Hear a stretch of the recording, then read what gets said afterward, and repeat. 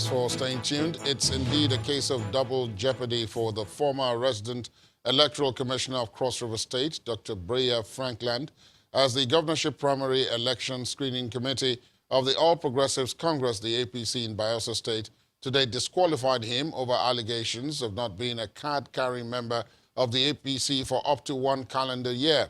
In a report submitted to the National Secretary of the APC by the chairman of the screening committee, Mr. Issa Song, via email, the committee stated that only Dr.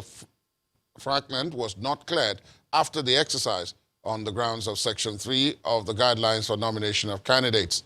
Those cleared for the August the 29th governorship primaries of the party are Mr. Pres Aganaba, Prince Ebitibi Mbari, Ms. Deseye Pawega, Mr. Leon David, Professor Ongwebi Etebi, and Senator Heineken Lokobiri.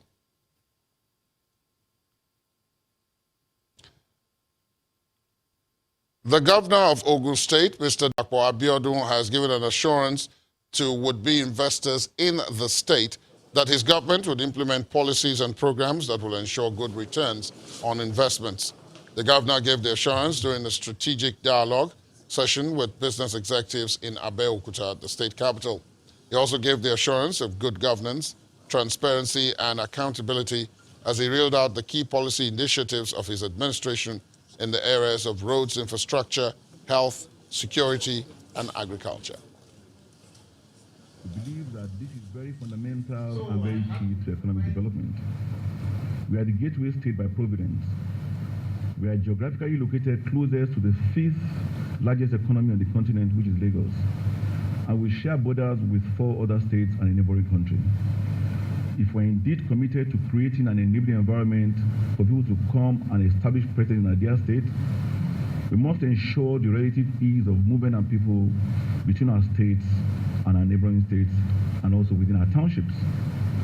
To this extent, we will be awarding the Ogun State portion of the Ekpe-Ijebu-Ode Road, and we have jointly with Lagos State applied to the federal government to take over the Ikorodu-Shagamu Road and the Lagos-Abeokuta-Ota Road, because we appreciate the fact that the Lagos-Ibadan Expressway, even when it's completed, cannot cope with the amount of traffic that it was designed for, because it was not designed to accommodate the population explosion that has now evolved in that corridor. We have also identified other roads where we need to direct our attention. For example, our industrial hubs roads, the Agbara, Aton-Ota Road, the Wekoro-Ifo Road, the Shagamu Interchange to Abeokuta Road, and the Ilaro-Ibiche Road. I'm sure some of you can identify with these roads. Time now for the business news of the day, and here is Bisi Adebayo.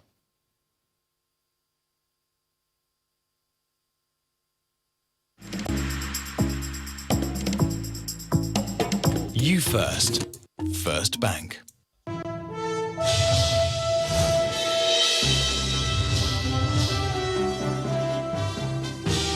Welcome to Business News. Nigeria's Manufacturing Purchasing Managers Index rose slightly to 57.9 reading in August from 57.6 points in July. According to the Central Bank of Nigeria, this is the 29th consecutive month of increase in the manufacturing sector.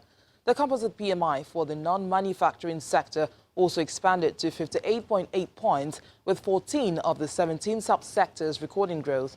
The production level index for the manufacturing sector grew to 58.7 points, while business activity in the non-manufacturing sector increased to 58.2 points. New orders for both manufacturing and non-manufacturing grew to 57.1 and 59.6 points respectively, while employment level rose to 57.1 and 57.8 each. Italian giant Eni has announced the discovery of huge gas and condensate in its Obiafo-Obrekom oil fields in the oil mining lease 61 onshore Niger Delta region. The company says in a statement that the find is about 1 trillion cubic feet of gas and 60 million barrels of associated condensate, and was discovered through its Nigerian upstream affiliate, the Nigerian Ajib Oil Company. Eni explains that the Obiafo 41 deep well reached a total depth of 4.37 meters. The statement adds that the well can deliver in excess of 100 million standard cubic feet per day of gas and 3,000 barrels per day of associated condensate and will be immediately put in stream to increase the NAOC's gas production. And local manufacturers are asking the fiscal and monetary authorities to initiate a backward integration program that will ease the negative impacts of foreign exchange restriction on food import. The president of the Manufacturers Association of Nigeria, Mr. Mansour Ahmed, says such an initiative is required for food giants that depend on imported inputs. There should be a coherent program of backward integration in all sectors, just like we have done with sugar producers and cement producers. We should do it with all major manufacturers that use imported inputs. We should sit with them, agree a program for use of substituting local inputs instead of imported inputs. I mean, if you're going, for instance, to substitute raw milk for imported milk products that go into the operations of those that produce finished milk, it will take a lot of investment. You have to, first of all, create the production of raw milk. Today, the local production of milk is only, I think, about a quarter of the actual total demand for finished milk. So if you cut out the import of those that are producing to get finished milk, you are going to have a problem with milk products. Global Sukuk bond issuance is expected to rise 6% to around $130 billion this year, and that's the fourth consecutive annual increase. A new report by global ratings firm Moody's Investors Service says this is driven by increased activity in Saudi Arabia and Malaysia, which boosted a strong issuance of $87 billion in the first 6 months of the year. Moody's expects second-half volumes to moderate around $43 billion, though Malaysia and Gulf Cooperation Council countries, particularly Saudi Arabia, will continue issuing regularly. The full-year expectation reflects a robust issuance of $87 billion during the first half of 2019, spread across short and long-term instruments. Nigeria issued its first sovereign 100 billion naira sukuk in 2017, which was used to finance road infrastructure, while the second tranche was issued in 2018. Well, let's head to Nigeria's equities markets now, where sell pressure persisted today as the all-share index declined further by 0.32% to close at 27,602.77. Teniola Shubowali tells us more.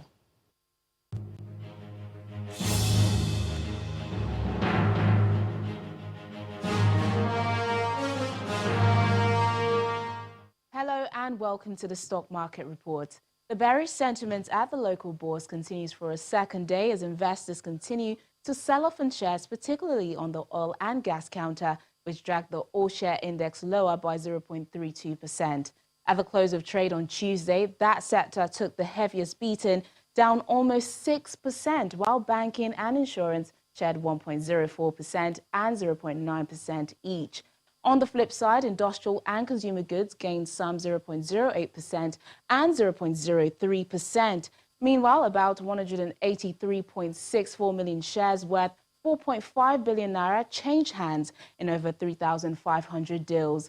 Shares of Transcorp, GT and Access Bank were the most traded, while these are the top three gainers and losers for today. And that's the Stock Market Report. I'm Teniola Shubowali.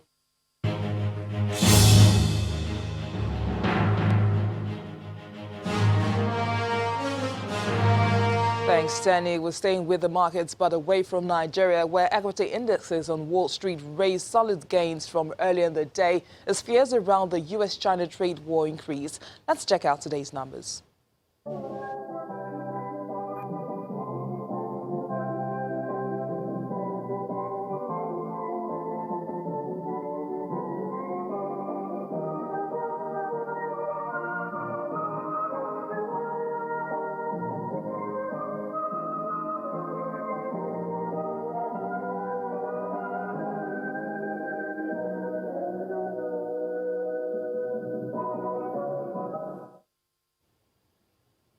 And that's it on Business News. Thank you for watching IMBC at Debayo.